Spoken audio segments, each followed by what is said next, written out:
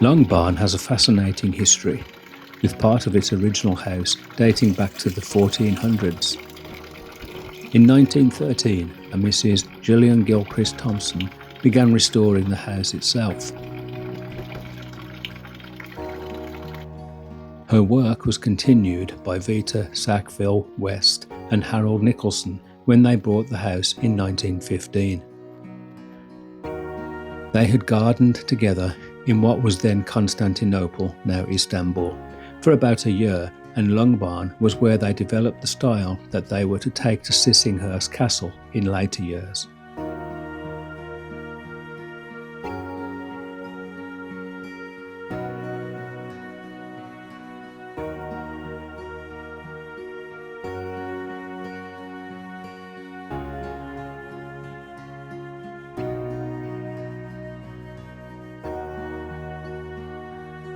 Anne Scott James, in her book Sissinghurst, The Making of a Garden, describes this time as their apprenticeship. Certainly, there are very recognisable similarities between the two gardens, not only because they were both blank canvases and formless before Vita and Harold wove their magic on both sites, but because of Harold's distinctive design concepts and Vita's planting schemes.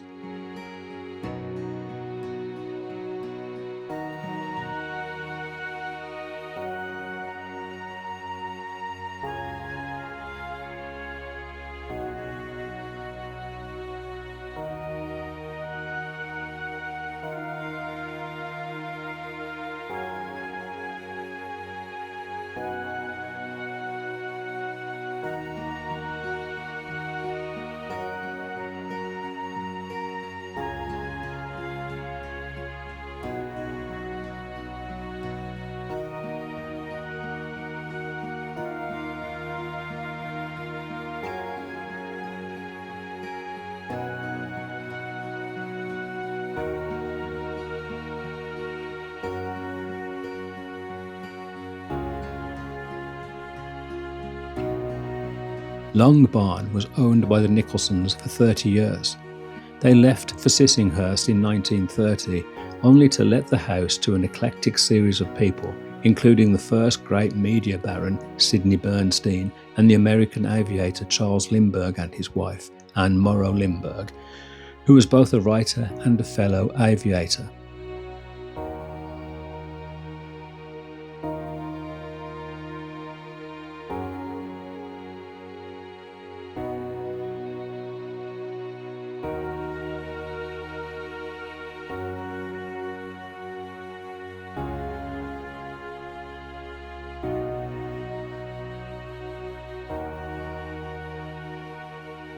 The Lindberghs came to the house in 1936, after the traumatic kidnap of their first child in the USA.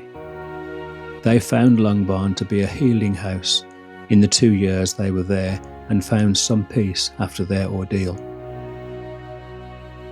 Many other people have lived at Long Barn since this time, and now the house and its garden are being looked after and loved by the current owners, Lars and Rebecca Lemoine.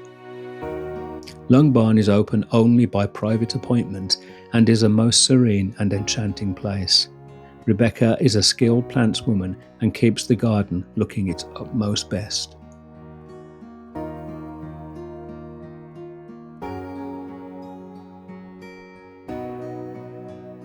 Of all the gardens that we visited during our English garden tour, Long Barn was certainly the most magical.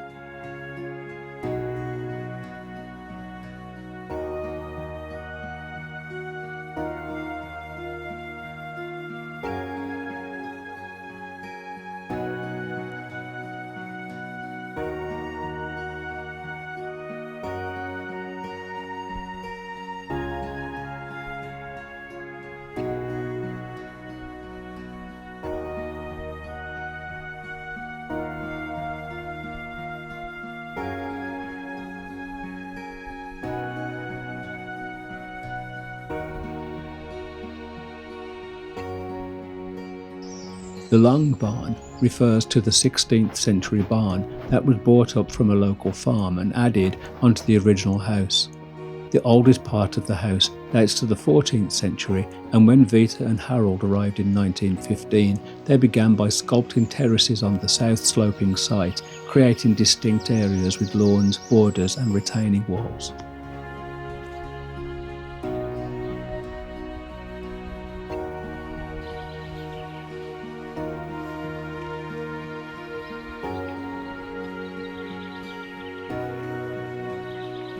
Some of the garden rooms have symmetrical shapes and clipped hedges that increase the formal structure.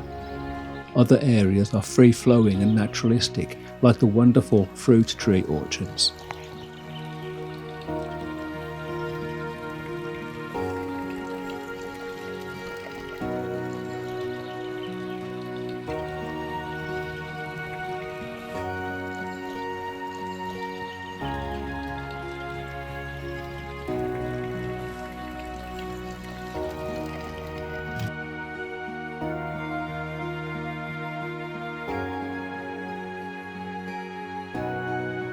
Vita Sackville-West was a prolific, successful and prize-winning author. She wrote novels, novellas, poetry collections, short stories, children's books, biographies, histories, travel guides and books on gardening. She is also a regular columnist for the Observer newspaper. She was born in 1892 and grew up at Knowle, a stately home near Sevenoaks in Kent. Her father was the 3rd Baron Sackville. Though an only child, Vita's sex prevented her from inheriting the family home at Knowle.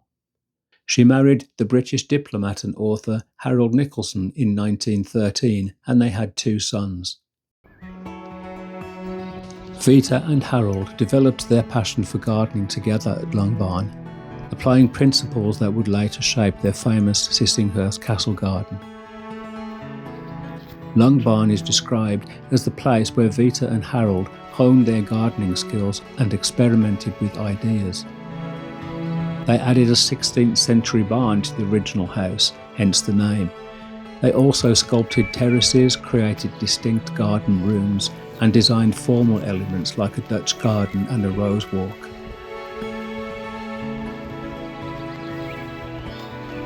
Their influential friend, architect Edwin Lutyens, who designed the Dutch garden, contributed to the garden's development.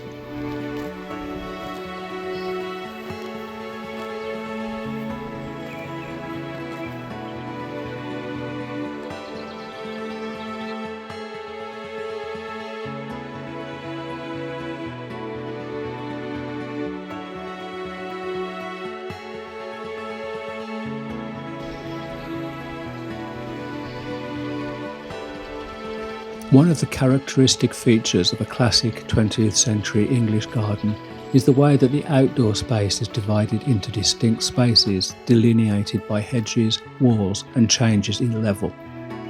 This produces a garden that is a series of secret spaces, each with its own plant palette and design elements.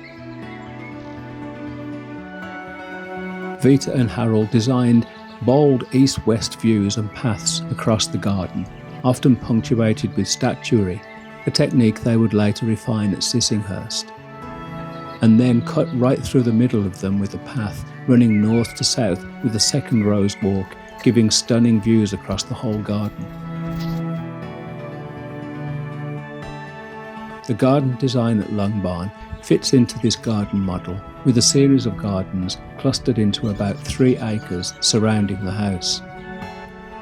Vita and Harold enlarged the original dwelling by bringing an old lung barn from nearby and adding it as a large living space.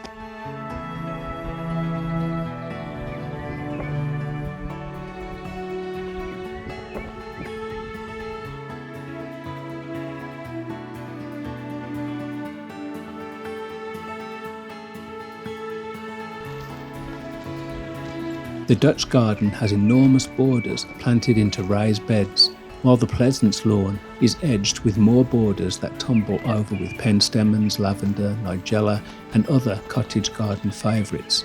But it's the avenue of clipped Irish yews that defines this area. When the couple planted them, Vita wrote to Harold that they will look silly at first, but that one day they would draw charabancs full of tourists from London.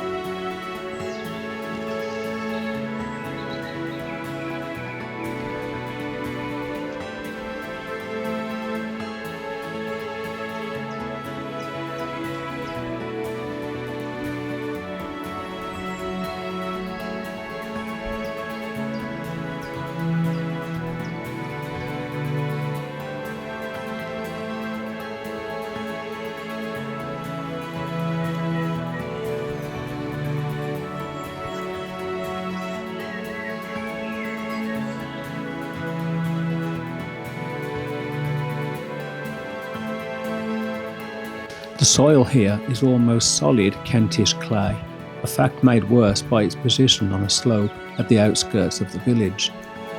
Vita and Harold soon realised that many plants would not survive if they planted them straight into the ground, and most planting here is done in raised beds, thought to have been designed by Edwin Lutyens.